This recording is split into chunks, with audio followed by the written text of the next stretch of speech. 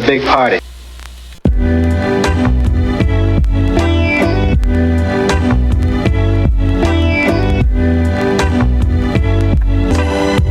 Don't worry about me, we got cocaine and coffee. Gonna get wide and have a big... Yo. Hope everybody's doing good. Just came through to bless the channel with a quick mix on the beat I'm working on. Same old song and dance, same procedure to mainly how I do things. Nothing much has changed, just staying creative. Hope everybody's doing the same. But yeah, let's get right into it. The beat is pretty much sounding good. This is what I came up with so far. And as we go through the beat, I'll just explain the mix, break down what I did and what I, executively didn't do differently. But don't worry about it.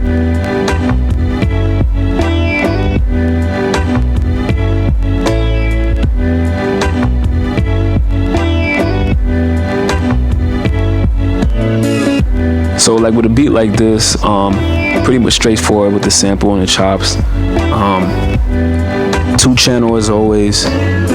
From here, prior to going into the preamp, signals being split, going into my DI box, and then from the D box, it has a transformer built in there, so that's splitting the audio, giving it way more character. Aside from just going into the preamp, I felt like that was necessary, so I stuck with that.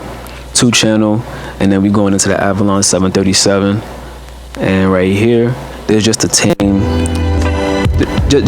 some of those frequencies that are peaking for the most part after going into the beat. And then from there we drop in the tape. We drop in the tape from here. And of course, this is my weapon of choice, the Studer. I'm running 30 IPS, +3 calibration on a 456 tape head. It does great on the low end side, which I think is really great because depending on how bass heavy your sample is driven, you might need to bump it or drop it. But this is the great catch for me to do right here. And then from this point on, I was put in this situation, 2-channel or busting it out, tracking it out. I felt like it was better to keep it 2-channel. And from here, I did some like minor EQing. I bumped up the frequency around the 70 hertz as well, get a lot of bottom heavy going on. And believe it or not, I cut like 700 hertz because I heard some ringing on this part of the beat, and I felt like I wanted to, cut that out. Nothing surgical. And the signal splits into the 3630. And from here, just slight sidechain. And it's definitely putting emphasis on the kick, so that was definitely necessary for that. Don't worry about me, we got...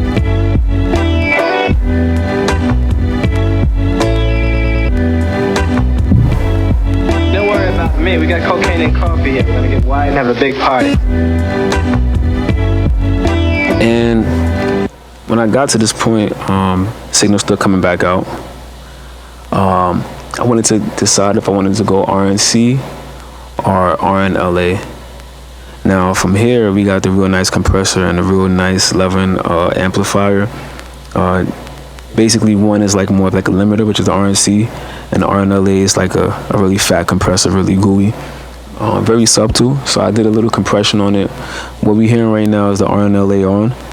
So I was deciding to keep it on or off. Y'all can let me know if I should keep it, but this is what we got. This is with it on.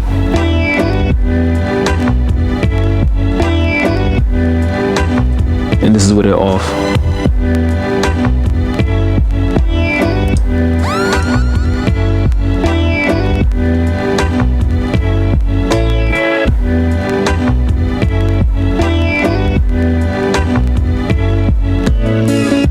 Back on. I don't know, I'm kind of feeling the gooey kind of compression.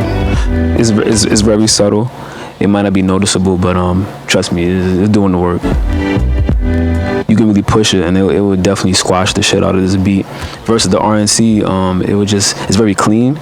You just you know how you say, clean up those peaks that might be hitting hard.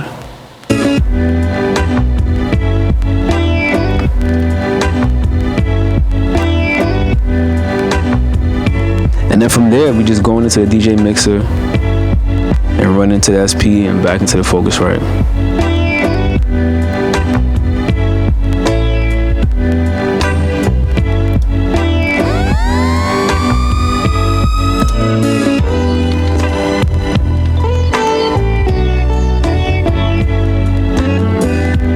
The sample choice was the right one for this beat. I had to keep it like this.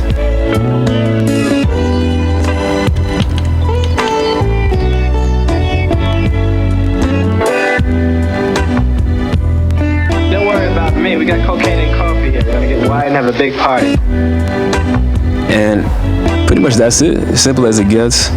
Not trying to overdo the process.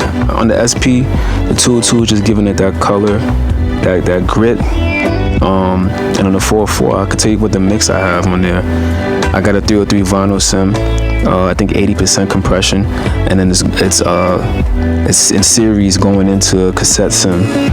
I tried in conjunction with each other, but I felt this was the best way to do it. I got a couple of presets, but this is like my main one, and it just gives it that color. I could turn it off and turn it back on. So this is what it off. It just drops everything, kind of like much like of a SP303. And when you pop that on,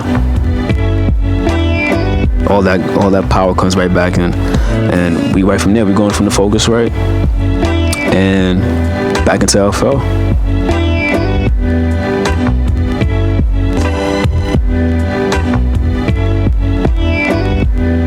And again, with my setup, I can put with the patch bay, I could put the FMR, RNC, or the RNLA in front or behind the SP.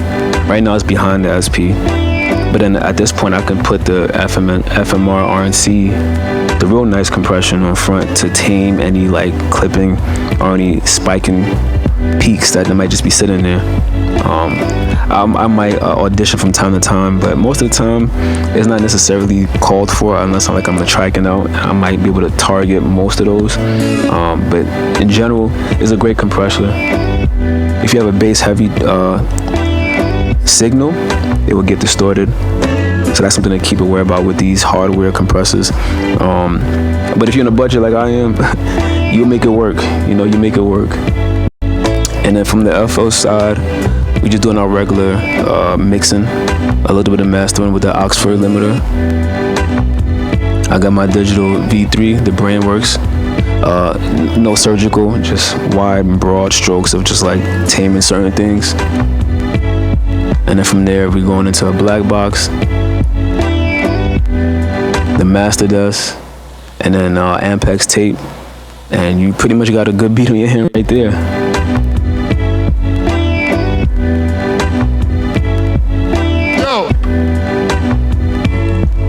But y'all let me know what y'all think about the beat, man. I've been going for a minute, but I feel like it's necessary. I had to put this out.